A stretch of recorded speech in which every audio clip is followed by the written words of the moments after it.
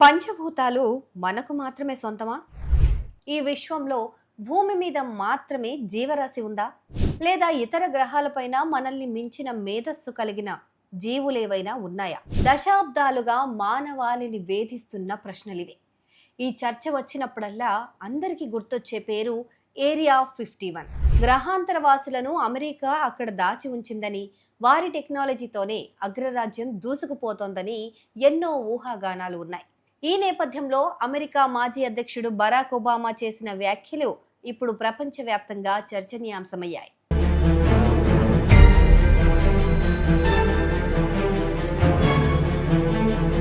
రీసెంట్గా ఓ పాడ్కాస్ట్లో పాల్గొన్న ఒబామా ఏలియన్స్ ఉనికిపైన ఆసక్తికరమైన విషయాలు పంచుకున్నారు. ఏదో ఒక గ్రహం పైన గ్రహాంతరవాసులు ఉండే అవకాశం ఖచ్చితంగా ఉందని తాను బలంగా నమ్ముతున్నానని ఆయన పేర్కొన్నారు. అయితే ఏరియా 51లో ఏలియన్స్ను అమెరికా బంధించి ఉంచిందనే ప్రచారంలో మాత్రం ఎలాంటి నిజం లేదని స్పష్టం చేశారు.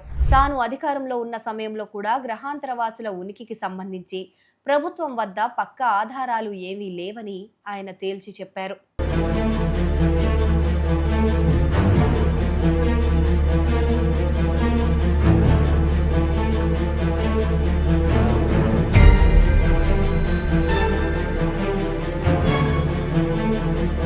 అమెరికాలోని నెవాడా ఎడారిలో సుమారు 200 కిలోమీటర్ల విస్తీర్ణంలో విస్తరించి ఉన్న ఈ ప్రాంతం ప్రపంచంలోనే అత్యంత రహస్యమైన సైనిక స్థావరం. 1955లో ఏర్పాటైన ఈ కేంద్రంలో అమెరికా సైన్యం సరికొత్త ఆయుధాలను, అధునాతన టెక్నాలజీని పరీక్షిస్తుంది. ఒకప్పుడు ఇక్కడ ఉపగ్రహ చిత్రాలు తీయడం పైన కూడా కఠినమైన నిషేధం ఉండేదంటే పరిస్థితి అర్థం చేసుకోవచ్చు. లాక్హీడ్ మార్టిన్ U-2 వంటి నిఘా విమానాలు, రహస్య ఫైటర్ జెట్ల ప్రయోగాలు ఇక్కడే జరిగాయి. దశాబ్దం క్రితం యుఎస్ ఎయిర్ ఫోర్స్ రీపర్ డ్రోన్లు మధ్యప్రాచ్య ప్రాంతాల్లో కొన్ని అసాధారణ జీవుల కదలికలను రాడర్లో గుర్తించినట్లు కొన్ని నివేదికలు బయటకు వచ్చాయి. ఆ రాడర్ రికార్డింగ్లు అప్పట్లో కలకలమే రేపాయి. కానీ ఒబామా మాత్రం తన హయాంలో అటువంటి రికార్డులేవి తన దృష్టికి రాలేదని, అవి ఏలియన్సే అనడానికి ఎటువంటి ఆధారాలు దొరకలేదని పేర్కొన్నారు.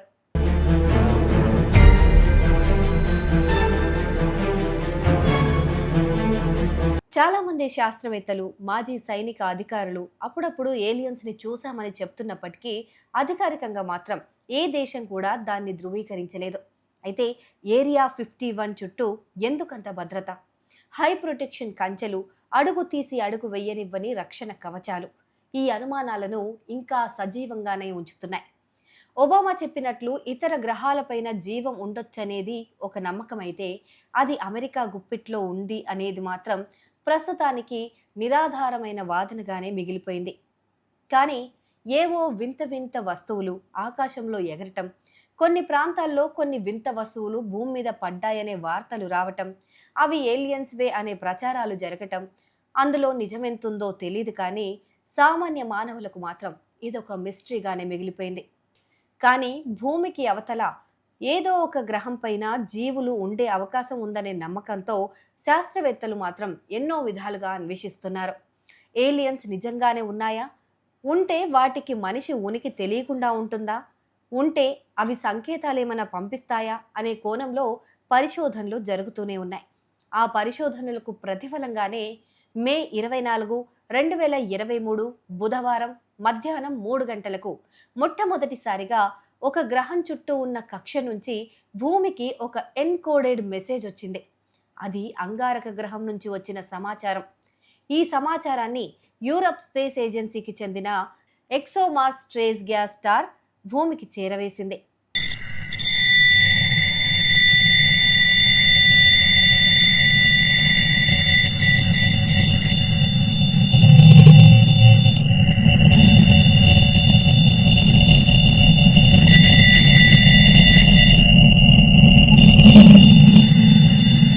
సైన్స్ ఇన్ స్పేస్ ప్రాజెక్టులో భాగమైన మహిళా శాస్త్రవేత్త డానియేలా ది పౌలిస్ దీన్ని చరిత్రలోనే నిలిచిపోయే ఘటనగా అభివర్ణించారు.